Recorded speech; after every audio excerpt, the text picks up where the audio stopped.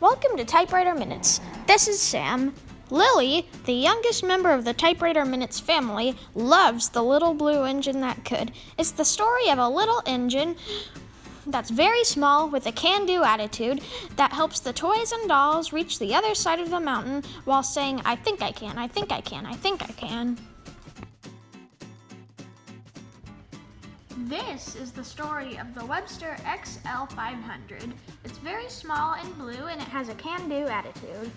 So we got this little machine on Goodwill. It's made by Brothers Industries in Japan, and it's a surprisingly snappy typewriter. I kind of ignored Brothers and Webster's, but we had a deal that we couldn't pass up on when we got this, and I'm very glad that we did.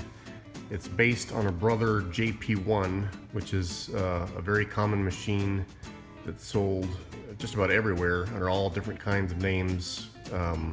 Brother, Webster, and several others, Signature, and it was sold at a lot of different stores who put their own names on it. This is Eli. These are some advertisements from Gibson's department store showing Webster's for sale. In 1970 to 1971.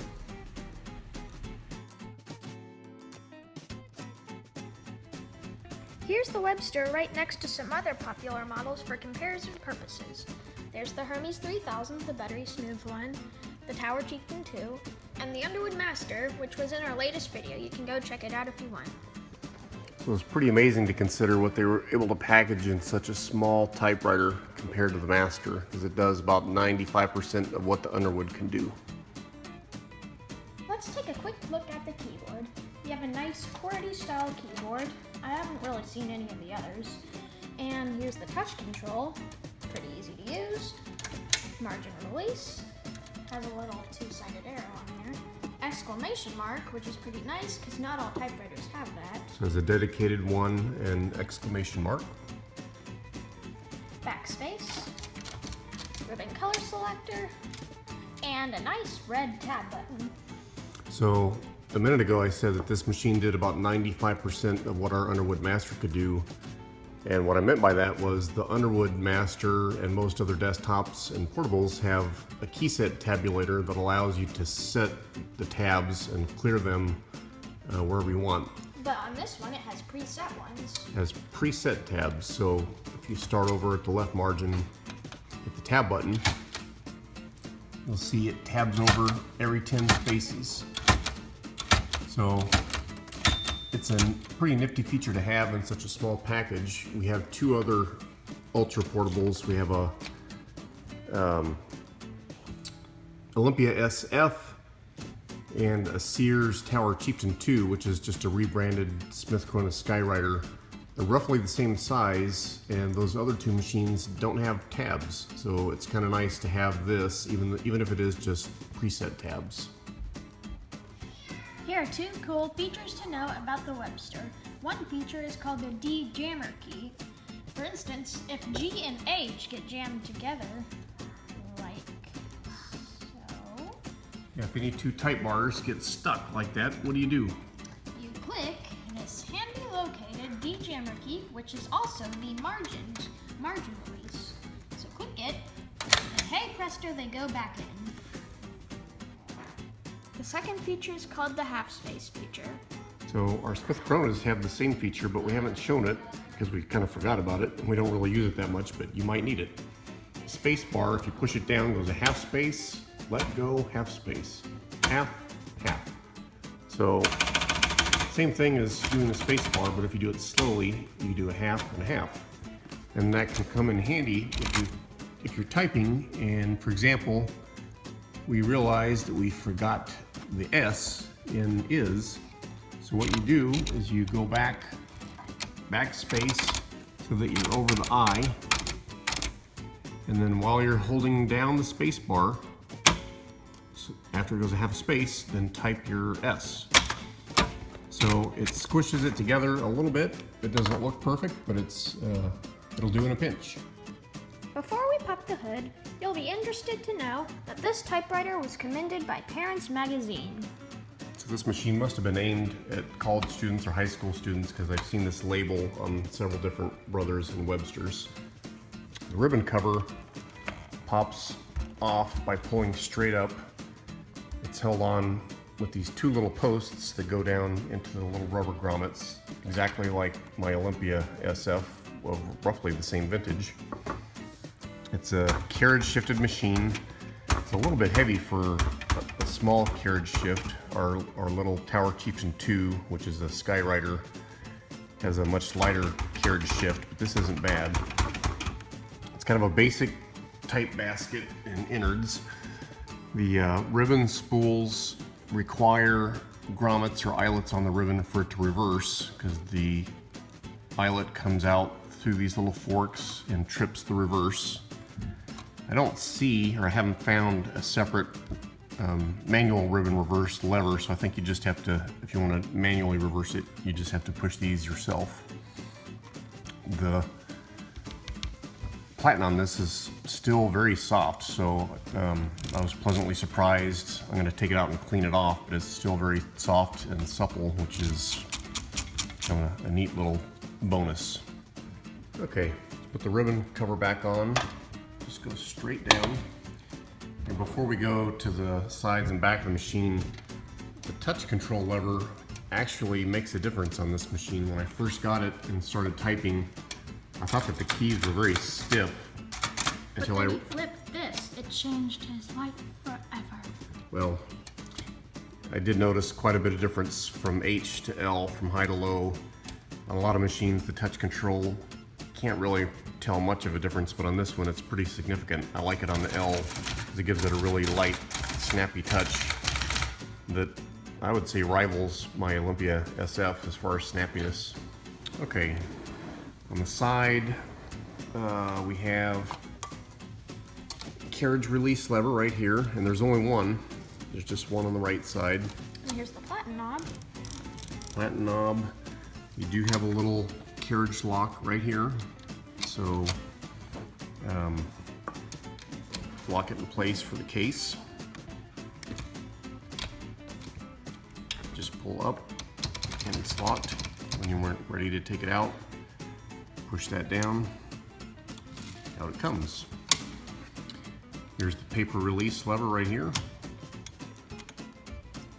Little teeny tiny paper bale. It doesn't have rollers on the paper bale, but doesn't seem to make a difference. This is like the Skywriter or the Tower Chieftain 2 that we have. It doesn't have the paper bale rollers either, but it still works perfectly fine.